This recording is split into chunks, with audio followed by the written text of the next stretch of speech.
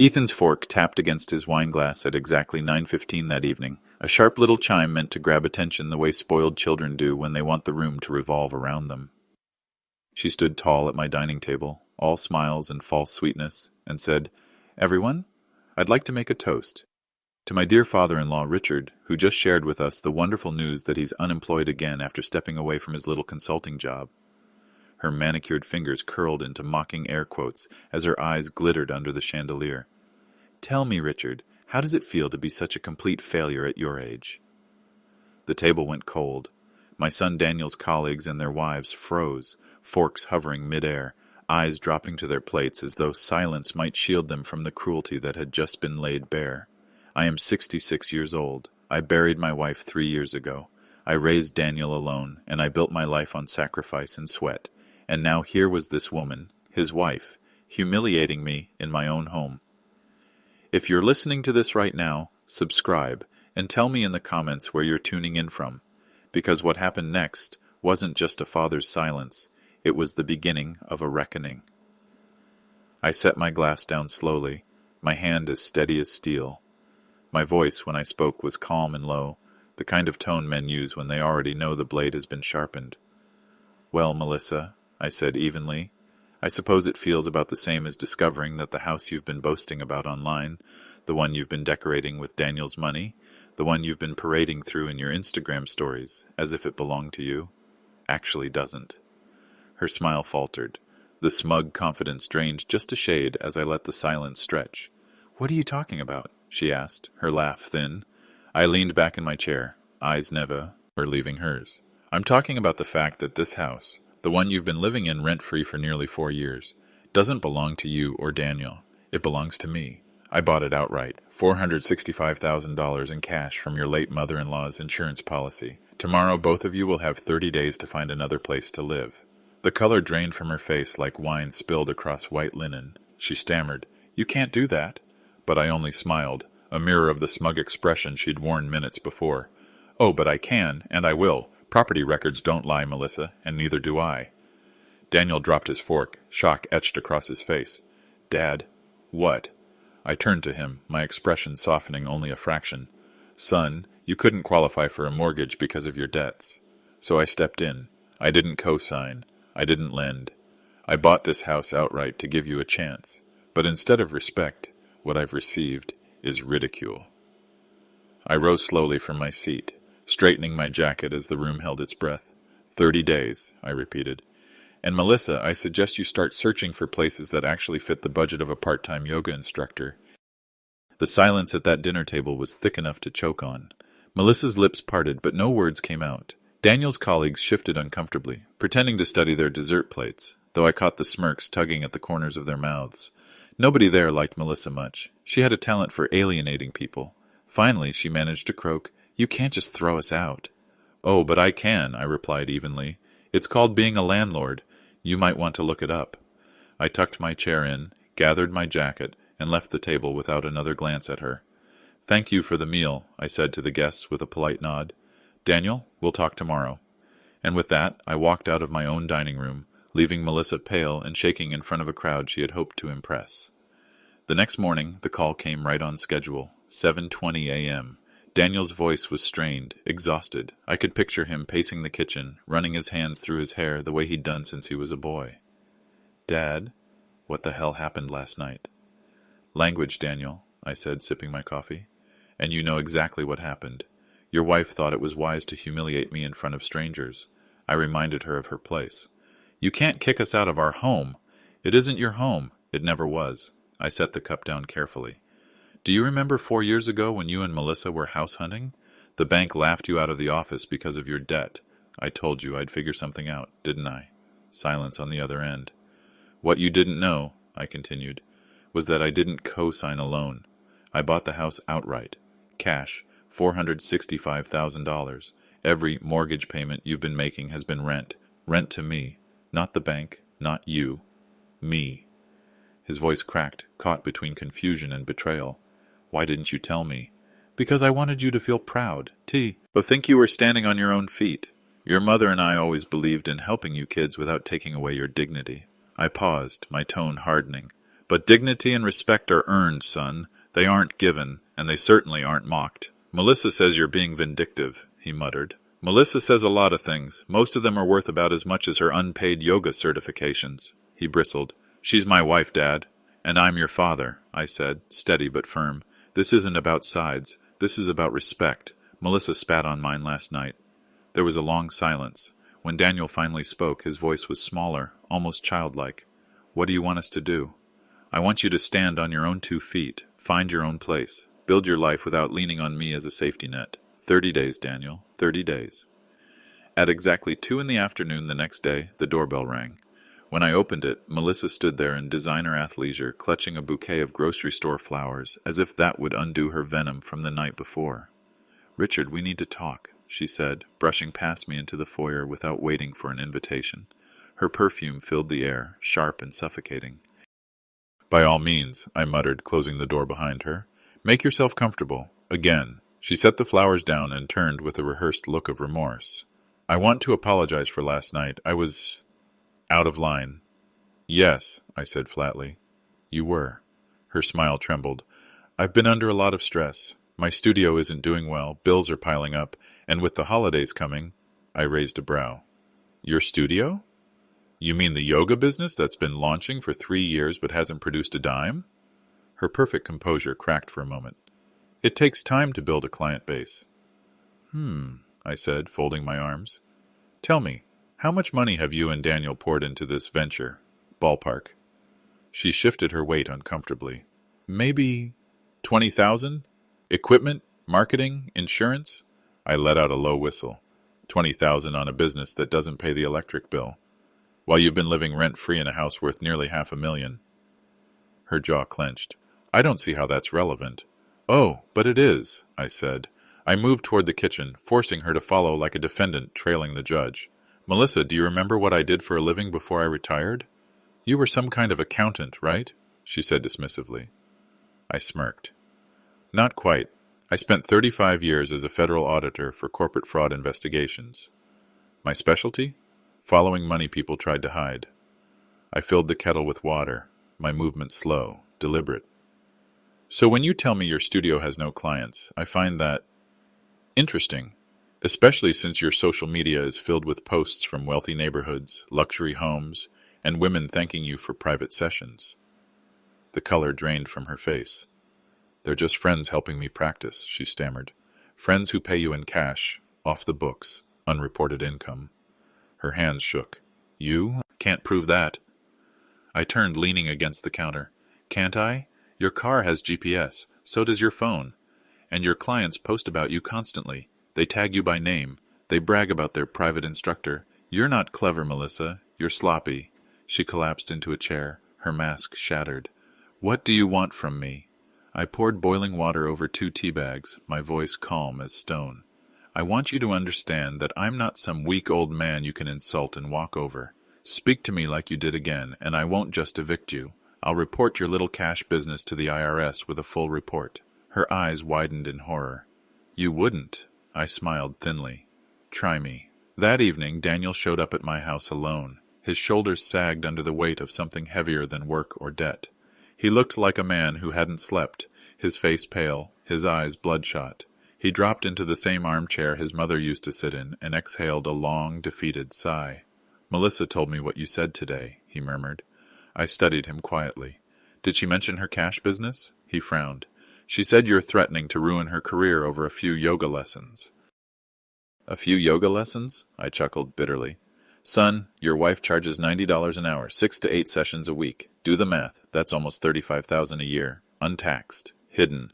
Daniel's head snapped up, eyes wide. $90 an hour? She told me she was barely breaking even, that her business was failing. The one she reports to the IRS is failing, I said, leaning forward. The one she runs in cash is thriving. She's been lying to you, Daniel. Not for weeks. For over a year. He slumped back in the chair, rubbing his face with both hands. She said the money wasn't worth mentioning, that it wasn't steady income. Steady enough to keep separate bank accounts, isn't it? I said. His silence told me I'd hit the nerve. Daniel, I softened my voice. When was the last time you saw her accounts? Really saw them? He hesitated. We keep things separate. She said it was better for business credit. I nodded slowly. Of course she did. And you believed her because you're trusting. Because you want to believe in her. I let out a breath.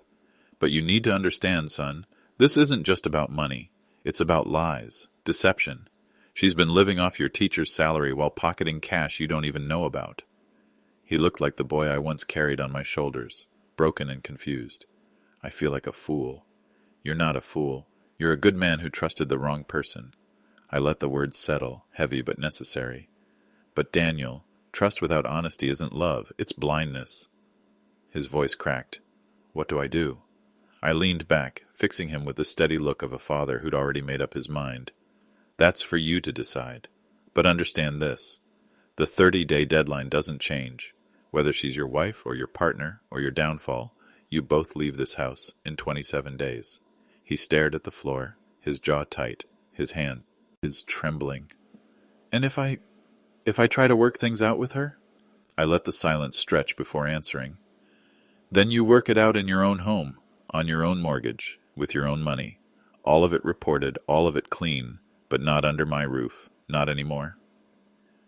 3 days later, I was in the garden trimming back rose bushes when a black Mercedes pulled into the driveway. Out stepped Melissa, her designer sunglasses flashing in the sun, and beside her a woman I'd never met but immediately recognized by the posture alone, head high, stride confident, expression sharp as a hawk's. "Richard, this is my mother, Victoria Caldwell," Melissa announced, her voice clipped, as if she were introducing royalty. Victoria looked at my home the way one might inspect an outdated motel. Her lips curled faintly as she extended a manicured hand. "Mr. Hayes, I think there's been a misunderstanding." I slipped off my gloves, shook her hand firmly, and raised an eyebrow. "And what misunderstanding would that be, Mrs. Caldwell?" "This eviction business," she said, her voice polished and commanding. "Melissa and Daniel have been living here for years. You can't simply throw them out. They've contributed to this household. They've invested time and effort making it a home." Ah, that was the angle. Sweat equity, implied contribution, the classic bluff. I'd seen it before in boardrooms, from executives trying to weasel out of fraud cases. "Interesting," I said calmly, wiping my hands on a rag. "Tell me, Mrs. Caldwell, what exactly has Melissa contributed? She hasn't paid $1 in rent. Every renovation, every improvement, every dime of maintenance has been my money. Unless you're counting decorative pillows and social media posts, I'd say her contributions amount to 0. Victoria's smile wavered. Melissa's face flushed. "She's been managing household expenses, coordinating upkeep," Victoria pressed on. "With whose money?" I asked, stepping closer. "Mine, always mine. Melissa's been playing house with someone else's wallet." For the first time, Victoria blinked. I could see the gears grinding behind her polished expression. She'd come here expecting an old man she could intimidate. Instead, she was facing someone who'd spent 35 years auditing millionaires who thought they were untouchable. "And since we're talking about finances," I continued, lowering my voice, "perhaps you should ask your daughter how her failing yoga studio manages to cover her designer wardrobe. Maybe you should ask how much cash she pockets each week from clients in wealthy neighborhoods who prefer to pay off the books." Melissa stiffened. "Dad, please." "Quiet," I snapped. "I'm speaking to your mother." Victoria's eyes narrowed. "Cash?" she repeated slowly. I smiled thinly. $2,000 a month, unreported, give or take. Tax evasion, Mrs. Caldwell. You know what happens when the IRS learns about that?" Melissa went pale. Her mother's confidence faltered completely. I pulled my gloves back on and picked up the shears. "I suggest you both take your leave. 19 days remain, Melissa. Don't forget." Victoria's perfect posture finally slumped as she turned on her heel. Melissa followed, her eyes burning holes in me, but for the first time she looked scared, and fear was the one currency I could count on her to finally respect. The revelation came on an ordinary Tuesday afternoon, wrapped in something as small and stupid as a text notification. I was sitting in my sunroom, sipping coffee with my neighbor Helen, when my phone buzzed. Melissa's name appeared on the screen, but instead of a call, it was a text. "Can't wait to see you tonight. Daniel's working late again, and the old man will be asleep by 9. We'll have the whole house to ourselves. Wear that cologne I like, Jay." Helen's sharp eyes caught the message over my shoulder. She let out a low whistle. "Well," she said, "that's interesting." Interesting was one word for it. My blood roared in my ears. I took a screenshot, my hand steady though my chest burned like fire. Then I typed back, "I think you meant to send this to someone else, Melissa. You might want to be more careful with your phone." Her reply came within seconds. "Oh God, Richard, I can explain. I'm sure you can," I shot back. "Come here, now." 20 minutes later, the front door burst open. Melissa rushed in, her face flushed with panic. She hadn't even bothered with makeup this time, just raw fear. "Please, Richard, you don't understand." "Oh, I understand perfectly." I placed my phone on the coffee table, the damning message glowing on the screen. "You're having an affair. The only question is, does my son know?" She clasped her hands together, like a child caught stealing candy. "It's not what you think." "It's exactly what I think. You've been sneaking another man into my house while Daniel works late shifts to keep food on the table. How long, Melissa?" She stared at the floor. "How long?" I barked. Her voice dropped to a whisper. 8 months. 8 months. 8 months of betrayal while my son worked himself to exhaustion, defending her lies to me, believing in her fake business, her fake apologies. "Who is he?" I demanded. "You don't know him. Try me." She flinched. "His name is Jason Miller. He owns a construction company." I filed the name away, my instincts telling me no affair was ever simple. Men like Jason usually came with baggage of their own. Does his wife know? Melissa's silence was all the answer I needed. "I see. So not only are you destroying my son's marriage, you're tearing apart another family too." I picked up my phone, my finger hovering over the keyboard. "What's his wife's name?" "Please," Melissa begged. "Don't do this. It'll destroy everything." "You already destroyed everything. I'm just cleaning up the mess." My voice was ice. "You have two choices, Melissa. You tell Daniel the truth tonight, or I tell him myself, and I'll tell Jason's wife while I'm at it." Her face crumpled. "You're blackmailing me." "No," I said, opening the door and pointing outside. "I'm giving you one chance to show a shred of dignity. You have until tomorrow morning. Either way, Daniel learns the truth. And Melissa, pack your bags. Affair or no affair, you're gone in 19 days. She stumbled out of the house, and I sank into my chair, the weight of it all pressing down. My son was married to a liar, a fraud, and now a cheater. Some lessons in life come with scars. This one would carve deep.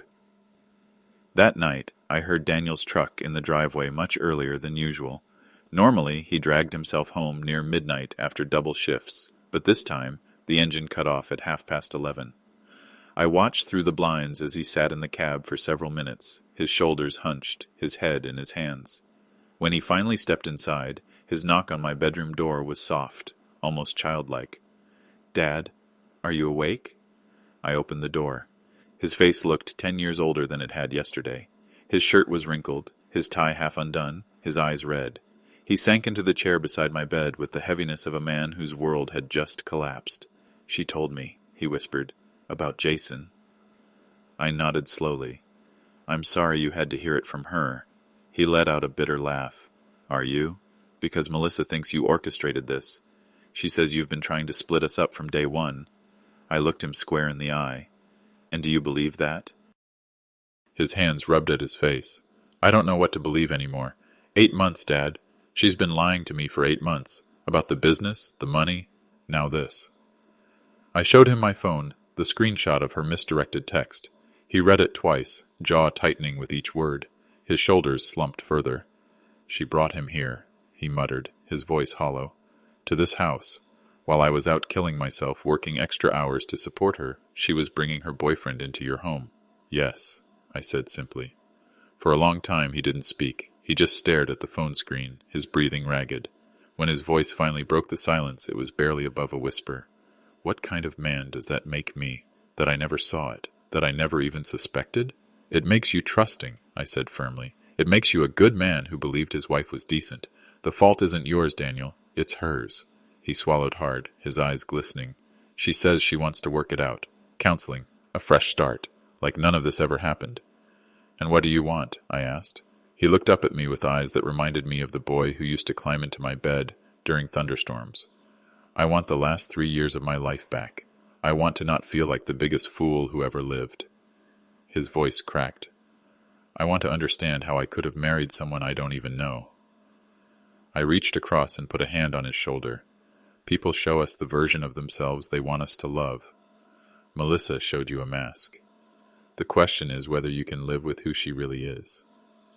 His jaw tightened. He shook his head. No, I can't.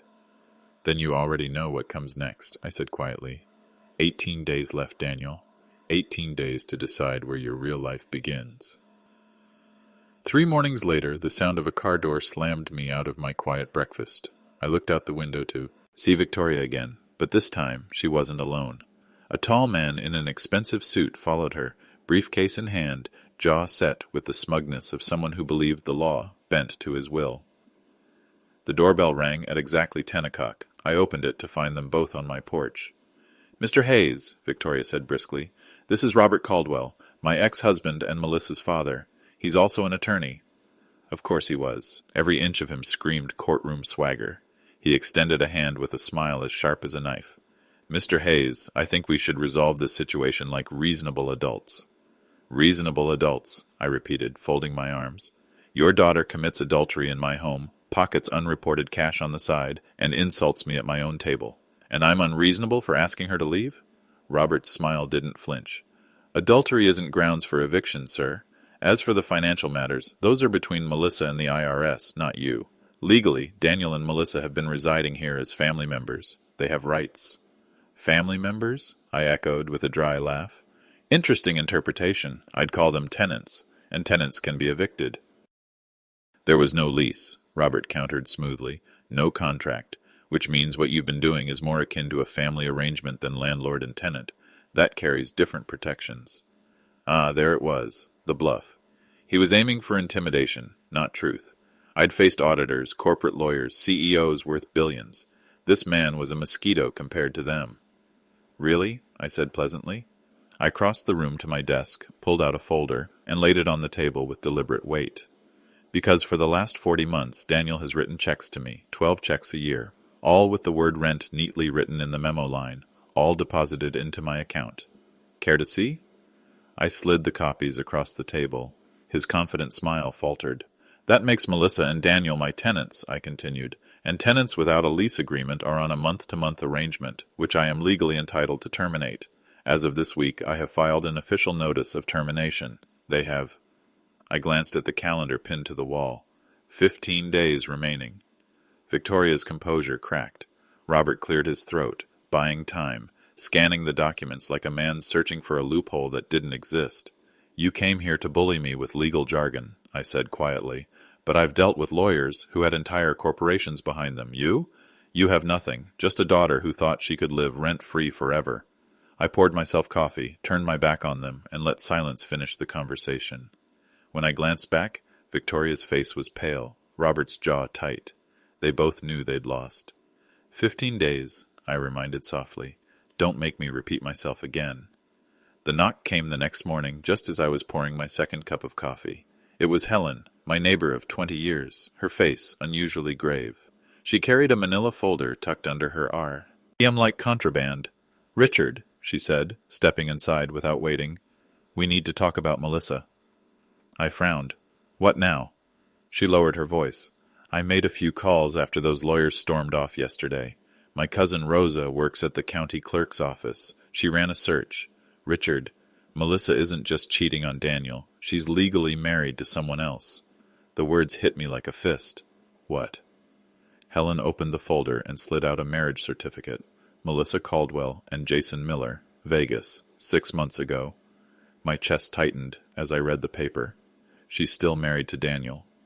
"That's the point," Helen said grimly. "She's committed bigamy. It's a federal crime." I set the paper down, forcing my voice to stay calm, even as my mind reeled. Melissa wasn't just a liar or an adulterer. She was a criminal. "That's not all," Helen continued. She pulled out another stack of documents. Rosa found records showing Jason Miller's been transferring assets into Melissa's name. Bank accounts, property deeds, even a slice of his construction company. This isn't just an affair, Richard. It's a scheme. I rubbed my temples, piecing it together. Melissa hadn't stumbled into betrayal. She'd orchestrated it. A cash business hidden from taxes, separate bank accounts, living in my house rent-free while Daniel bled himself dry, and now siphoning money from another man under the guise of marriage. "How much?" I asked, my voice low. Jason's worth about $2 million. She's already shifted a significant portion into accounts tied to her, 6 figures at least. I leaned back, the weight of it all pressing down on me. So while my son worked double shifts to support her lies, she was legally binding herself to another man and draining his wealth too. Helen nodded. She's not just careless, Richard. She's calculated. This has been her play all along. My hands clenched into fists. For years I'd believed Melissa was shallow, selfish, cruel. But this was something colder, predatory. She hadn't just broken my son's heart. She had targeted our family. What about Jason's wife? I asked. Divorced, Helen said. 4 months ago. He left her for Melissa. And the timing of those asset transfers, well, it's obvious what Melissa was after. I stood slowly, staring at the documents spread across my table. She didn't just wreck Daniel's life. She destroyed another family too. And for what? Money. Power. Helen's voice was soft but firm. She's playing a long game, Richard, but you've caught her mid-move. You still have the power to end it. I picked up the marriage certificate, my jaw set like stone. No, Helen, I don't just have the power. I have the obligation. For Daniel. For every family she's conned before. Melissa thinks she's untouchable. She's about to learn otherwise. The call came on Thursday afternoon while I was sorting through the stack of documents Helen had left with me. The voice on the other end was calm, professional. Mr. Hayes, this is Detective Rachel Moore. Eisen with the County Sheriff's Office. Do you have a moment to talk about Melissa Caldwell? My grip tightened on the phone. I do. We understand you may have information relevant to an ongoing investigation. Are you aware of Melissa's marriage to Jason Miller? I glanced at the certificate spread across my table. I am now. Well, that makes this easier, Morrison said. Jason's ex-wife, Sarah Miller, filed charges of financial fraud and bigamy against them both. She's been working with a private investigator for months. Your daughter-in-law is already under surveillance. I sank into a chair, the weight of her words settling on me like iron. Surveillance? Yes, sir. Melissa has a pattern. She targets families with wealth, usually widowed parents and their adult children. She establishes dependency, gains access to resources, and then commits bigamy with wealthier men while still tied to her first marriage. Your family wasn't her first target. The room seemed to tilt. How many? I asked. 7 families across 3 states, Morrison replied without hesitation. You're victim number 8. My jaw clenched. For months I'd told myself Melissa was just selfish, a parasite clinging to my son's paycheck, but now I understood. She wasn't reckless. She was a predator. I have records, I said quickly. Copies of rent checks, evidence of her unreported cash business, notes on the affair, even the marriage certificate Helen found. That would be extremely helpful, Morrison said. We'll need all of it. But, Mr. Hayes, I also need to prepare you. When the arrest comes, it will be public. Federal charges don't go quietly. Are you ready for that? I looked around my living room. The house I'd bought to give Daniel stability, now turned into a nest for betrayal. I thought of my late wife, of the promises we'd made to protect our son. I thought of Daniel's tired face when he realized his marriage was a lie. Yes, I said. My voice was steady. I've been ready since the night she called me a failure in my own home. Morrison's tone softened. You should also know, Sarah Miller's case is strong. Wire fraud, tax evasion, bigamy. Melissa could be facing years in federal prison. Jason, too. For the first time in weeks, a strange calm washed over me. This wasn't just revenge anymore. It was justice. Detective, I said firmly, I'll get you everything you need. Every receipt, every screenshot, every detail. Melissa's been playing a long game, but it ends here. When I hung up, I sat for a long moment in silence. Then I picked up the folder, added fresh notes, and labeled it in thick black ink. The truth about Melissa. It was no longer just a family matter. It was a case, and I was going to make sure she didn't escape it. That evening, Daniel came by after work, still wearing the rumpled clothes of a man running on fumes. He collapsed onto the couch, rubbing at his temples. Melissa's been distant all day, he muttered. Says she's stressed. Says I don't understand what she is going through. I studied him carefully. She's right about one thing. You don't understand, but you should. He glanced up, confused. I pulled the thick folder from the table and set it in front of him. Daniel, it's time you knew everything, not just the affair, not just the cash business, all of it. He opened the folder, flipping through copies of checks, screenshots, and documents Helen had provided. His eyes darted across the pages, widening with each turn. What is this? His voice trembled. Evidence, I said. Melissa isn't just cheating. She's legally married to another man, Jason Miller, 6 months ago, in Vegas. The color drained from his face. He dropped the paper as if it had burned him. Married? Yes, which makes her marriage to you invalid under the law. She's committed bigamy, and that's only the beginning. He stared at me, his voice shaking. Dad, this can't be real. Tell me this isn't real. It's real, and it's worse. Jason's ex-wife has already filed charges. There's a federal investigation underway. Fraud, tax evasion, wire transfers. Melissa isn't just dishonest, Daniel. She's a criminal. You and I weren't her first targets. We were her 8th. His head dropped into his hands. For a moment, I thought he might shatter completely. Then he lifted his face, eyes red but burning with something fiercer than grief, anger.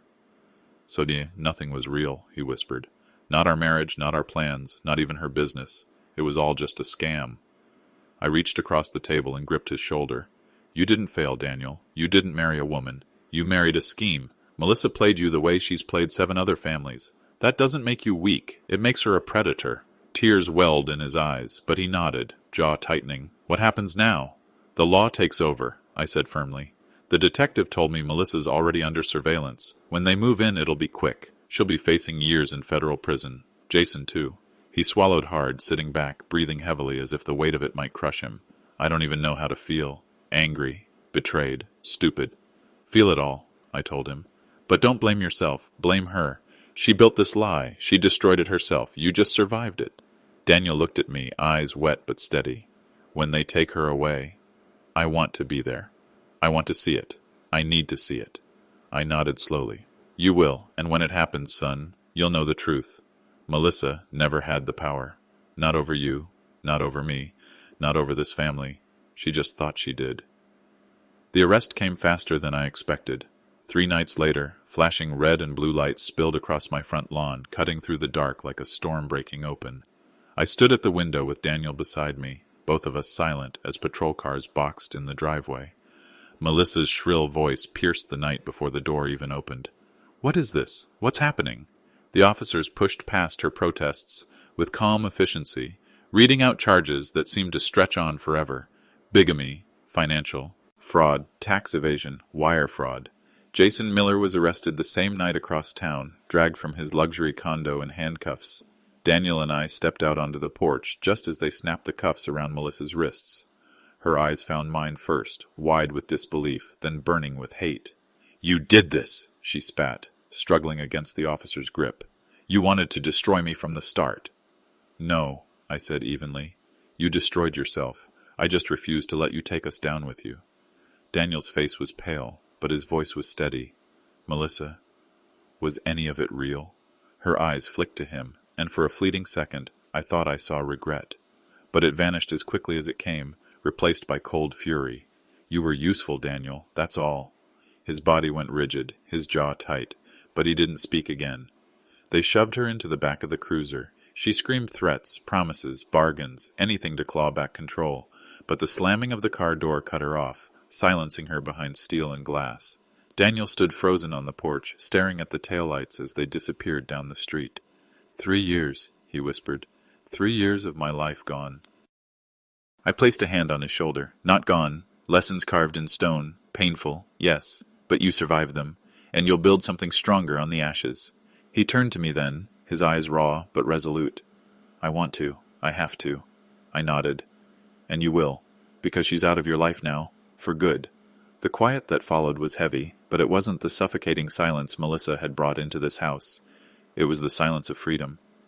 Later that night, Daniel sat at the kitchen table, staring into his untouched mug of coffee. Dad, when they took her away, I thought I'd feel relief, but all I feel is empty. That's normal, I told him gently. You gave her trust. She fed you lies. Now your heart's sifting through the wreckage, trying to find what was real. And the truth is, very little. But that means your next chapter can be built on something solid. He nodded slowly, his breathing finally steadying. I want to build right this time. You will, I said, gripping his shoulder, because you'll never let someone like Melissa fool you again. The courtroom was packed the day Melissa faced sentencing. Rows of families sat shoulder to shoulder, some whispering, others silent, all of them carrying the same haunted look. Victims, people she had targeted just like she targeted us. Daniel sat beside me, his jaw tight, hands clenched in his lap. Across the room, Sarah Miller, the ex-wife of Jason, watched with steely calm, her presence a reminder of the wreckage Melissa had left behind. Melissa shuffled in, her designer clothes replaced by an orange jumpsuit that stripped away every ounce of the arrogance she once wore like armor. Her hair was flat, her face pale, but her eyes still burned, scanning the gallery as if searching for someone to pity her. None did. The prosecutor, Amanda Chen, stood before the judge with a thick stack of files. Her voice rang clear, slicing through the air like a blade.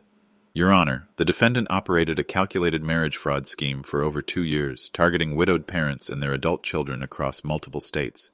The Hayes family was victim number 8. My breath caught. 8 families. I thought we were the only ones. Chen continued, laying out the evidence like a surgeon exposing wounds. Melissa Caldwell married multiple men simultaneously, siphoned assets through fraudulent transfers, and concealed income from federal authorities. She stole more than $2.5 million in cash and property. Her victims span 3 states. Her crimes include bigamy, tax evasion, financial fraud, wire fraud, and conspiracy. The courtroom was silent, every word echoing like a hammer. Melissa sat motionless, her jaw clenched. For once she had nothing to say. Chen gestured toward the gallery. But perhaps the greatest crime isn't the money. It's the destruction. Families torn apart, marriages ended, trust shattered. The Hayes family saw their son's future dismantled piece by piece, all while Melissa posed as a loving wife. This wasn't a mistake, Your Honor. This was a strategy. Daniel's hand shook, and I placed mine over his, steadying him. The judge leaned forward, his expression carved from stone.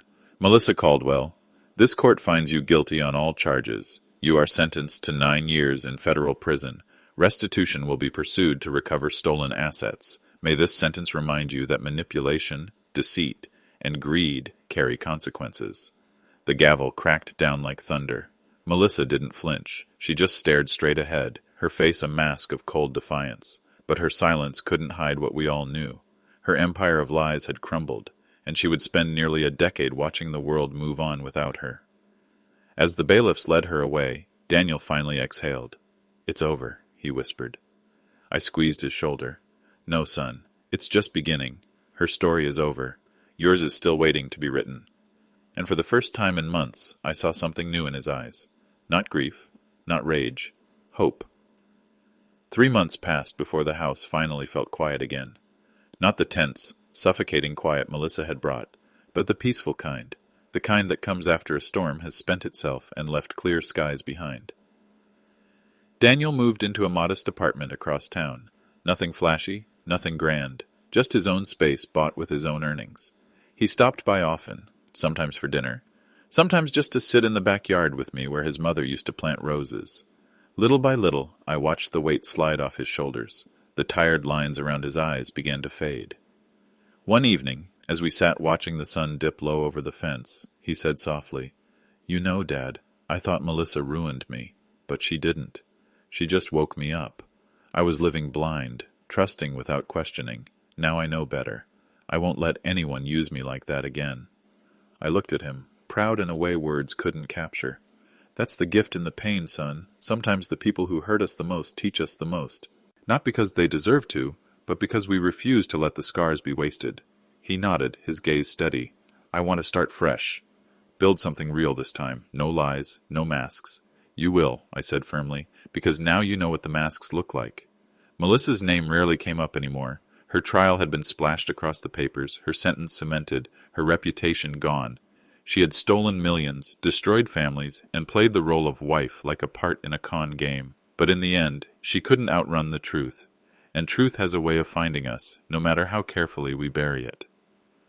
Sometimes, late at night, I sit alone in the house I bought to give Daniel a chance, and I think about the woman who called me a loser at my own table. She thought she was untouchable, that I was just an old man she could mock and walk over. She thought my son would never see through her mask. But she was wrong. If you're listening to this now, I want you to remember something. Kindness without boundaries is weakness. trust without proof is blindness, and sometimes protecting the people you love means being ruthless with those who would destroy them. Melissa taught me that, and while she sits in a cell counting the years, I sit here in my own home, watching my son rebuild a life she can't touch. That, to me, is justice. So if you've ever been betrayed, if someone's ever used your love as a weapon against you, know this: you are not broken. You are tempered, stronger, wiser, ready for what comes next. And if my story meant something to you tonight, don't forget to subscribe and tell me in the comments where you're listening from, because your voice matters, your story matters, and sometimes the truth we share is what keeps us all alive.